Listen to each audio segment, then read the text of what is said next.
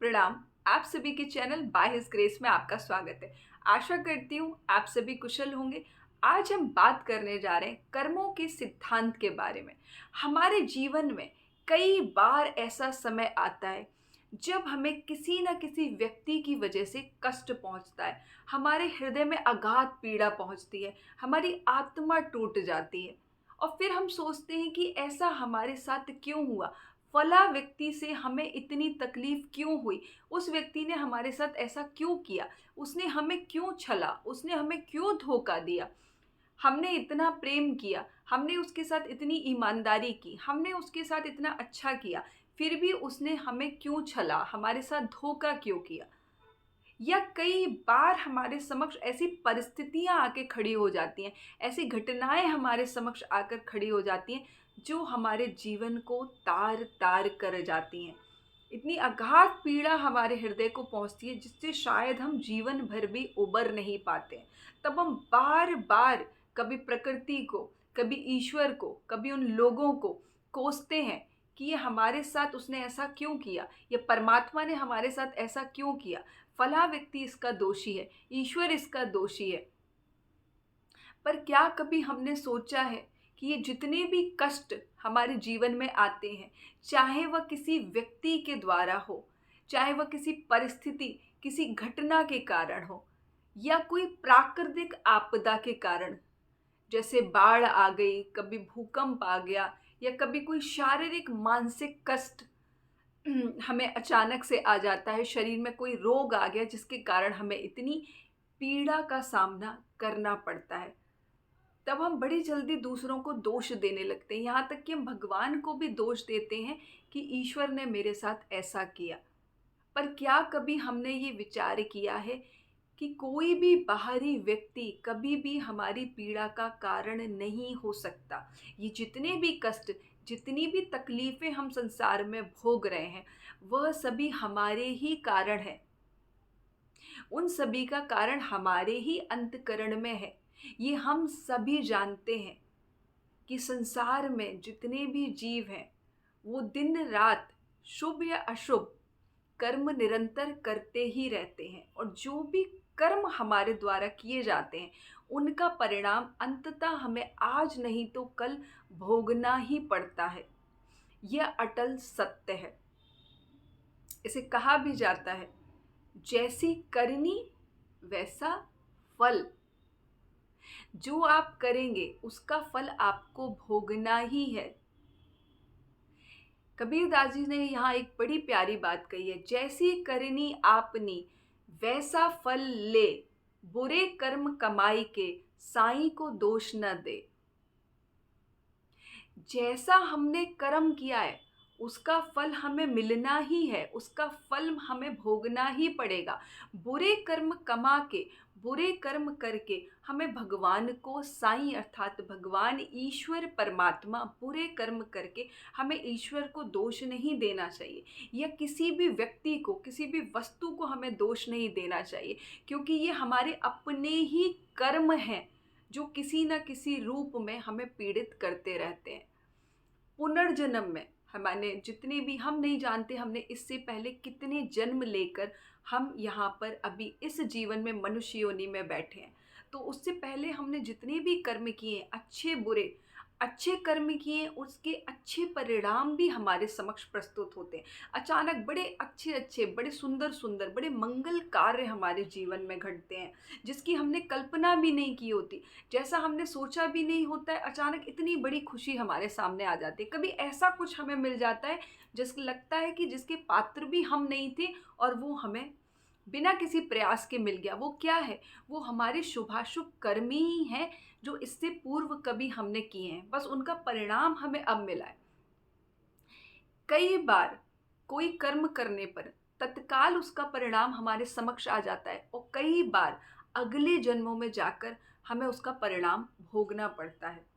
और इसके साक्षी सभी लोग ने महाभारत में देखा होगा, भीष्म पितामह जो बाणों की शैया पर इतने दिन तक रहे थे, उनका उस जन्म में कोई भी बुरा कर्म नहीं था, और अगले 100 वर्ष तक देखने पर उन्हें कोई ऐसा कर्म नहीं जान पड़ता था जहां उन्होंने कुछ भी अशुभ, कोई भी दूषित कर्म किया हो, पर उससे पूर्व, इतने वर्षों पूर्व, 100 वर्ष भी पूर्व, उनका एक कर्म, एक छोटा सा एक दूषित कर्म, और इतने समय पश्चात उनके समक्ष आकर खड़ा हो गया, जिससे उन्हें इतनी पीड़ा सहनी पड़ी। कर्म कभी हमारा पीछा नहीं छोड़ते। आप दुनिया में कहीं भी चले जाइए, चाहे जीते जी चाहे मरने के बाद, आपको कर्म तो भोगने ही पड़ेंगे। अब ऐसा होता क्यों है? कई बार हमने पुराने जन्म में ऐसे कर्म किए हैं जिन्हें हम नकारात्मक कर्म कह सकते हैं, वो दूषित कर्म कह सकते हैं। हमने ऐसे कर्मों की कमाई की है जो हमें इस जन्म में आकर भोगने पड़ते हैं।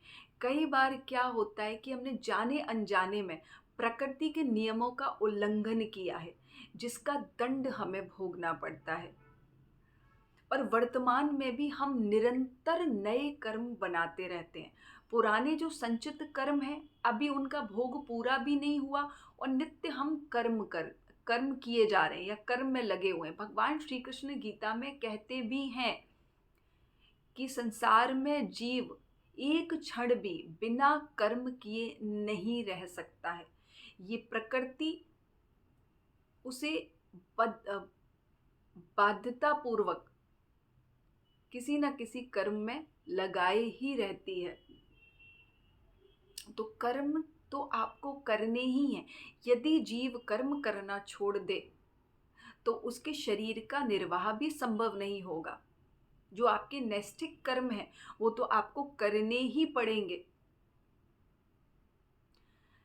और कई बार जब हम वर्तमान कर्म बना रहे हैं, वर्तमान हम दूषित कर्म जब बना रहे हैं, तो कोई संचित कर्म, कोई नकारात्मक कर्म, कोई दूषित कर्म जो सुप्त अवस्था में हमारी चेतना में पड़ा हुआ है, और वो उसके साथ वो वर्तमान दूषित कर्म मिलकर उसकी तरंगें उस सोए हुए दूषित कर्म को भी जगा देती हैं।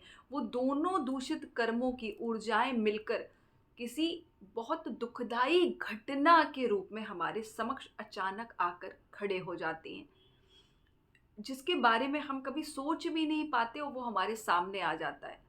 तो ऐसा भी होता है कि कोई आपका सोया हुआ कर्म है और आपने उसकी ऊर्जा, उसकी तरंगें आपके वर्तमान कर्म से मिलती हैं। दो दूषित कर्म मिलके भी ऐसी परिस्थिति खड़ी कर देते हैं जिससे निकलना असंभव प्रतीत होता है, और इतना दुख आपको उसके लिए उठाना पड़ता है। और कई बार जो हमारे आसपास लोग हैं वो निरंतर दूषित कर्मों में लगे रहते हैं, अशुभ कर्म, नकारात्मक कर्मों में किसी न किसी कारण से प्रकृति के नियमों का उल्लंघन करते रहते हैं। उनके कारण भी हमें दुख भोगना पड़ता है। कर्म शुभ हो या अशुभ, दोनों के फल हमें भोगने ही हैं। अब क्या किया जाए कि हम, अब देखिए, जो कर्म आपने किया है उसके परिणाम को तो निश्चित ही आपको भोगना ही होगा, पर ऐसा क्या किया जाए कि इस कर्म बंधन से छुटकारा हो? कर्म किए बिना तो आप एक क्षण भी नहीं रह सकते। फिर ऐसा क्या हो कि कर्म भी हो पर उसके बंधन से भी हम मुक्त हो? तो यहाँ भी भगवान श्री कृष्ण ने गीता में बहुत सुंदर बात कही है कि कर्म करो पर फल की आसक्ति मत करो। और दूसरा, अब यहाँ कर्म कैसा, चाहे वो शुभ है या अशुभ, अब उसमें कर्म शुभ भी हो सकता है, अशुभ भी हो सकता है। आपकी भले कर्मों के प्रति आसक्ति ना हो, पर कर्म का फल तो भोगना पड़ेगा। और यदि कर्म पीड़ा जन्य है, दूषित कर्म है, तो उसका जो फल है वो भी कष्टकारी, वो भी पीड़ादायी होगा। तो आपको क्या करना है? अपने मन को निर्मल करना है, हमारा मन पवित्र हो और हमारी बुद्धि ईश्वरमयी हो। हम जो भी कर्म करें उसका समर्पण ईश्वर को करें। देखिए, जब भी हम किसी कर्म का समर्पण ईश्वर को करेंगे तो वो कर्म कभी भी दूषित नहीं हो सकता, वो कर्म कभी अशुभ नहीं हो सकता। आप ईश्वर को कैसी वस्तु अर्पित करते हैं? क्या भगवान को हम कभी कोई मैली वस्तु अर्पित करते हैं? नहीं।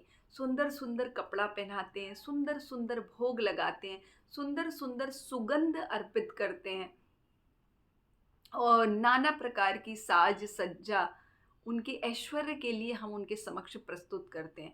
तो क्या हम कोई भी निम्न कर्म उनके समर्पण में हो सकता है कि हम कोई भी निम्न कर्म या कोई भी अशुभ कर्म हम उनको समर्पित करें, या हमारी आत्मा भी कभी उस बात के लिए राजी हो, ऐसा कभी नहीं हो सकता। यदि हमारा समर्पण सच्चा है, हम ईश्वर के प्रति समर्पित हैं, तो हमारी बुद्धि भी शुद्ध होगी और हमारे कर्म भी शुद्ध होंगे।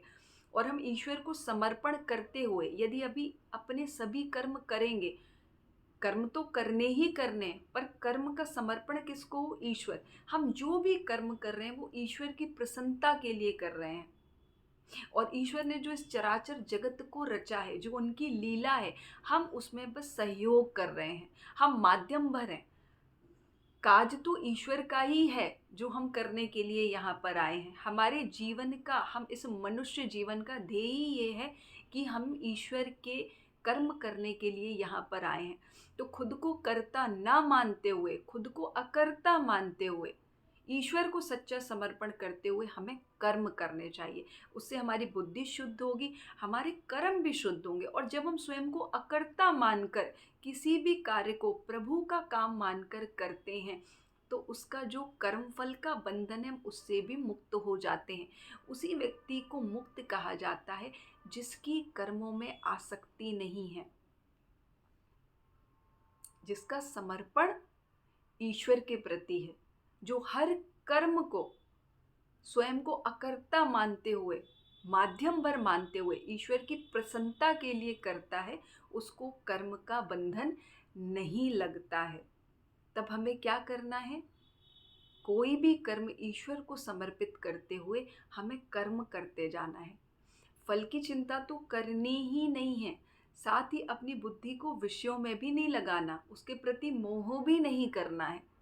बस इतना जान लेना है कि हम माध्यम भर हैं और ये कार्य ईश्वर का है और मैं ईश्वर का दास हूँ और उनकी सेवा में हूँ, ऐसा जानकर हमको कर्म करने। एक बात ध्यान रखिए, मान लीजिए कोई व्यक्ति है जिसको गाड़ी चलाना नहीं आता, आपने स्टीयरिंग उसके हाथ में दे दिया, क्या होगा? वो कभी अपनी मंजिल तक पहुंच पाएगा? नहीं, संभव ही नहीं है। और उसके साथ जो व्यक्ति बैठा है उसका भी क्या होगा? दोनों जाकर गड्ढे में गिरेंगे। यही होना है ना, मंजिल तो नहीं मिलनी। ठीक उसी तरह तुमने अपने जीवन की जो गाड़ी है उसका स्टीयरिंग किसको दे रखा है? मन को। क्या मन तुम्हारा कल्याण कर देगा? और कैसा मन? दूषित मन। मन की गति कैसी है? वायु के वेग से भी तेज।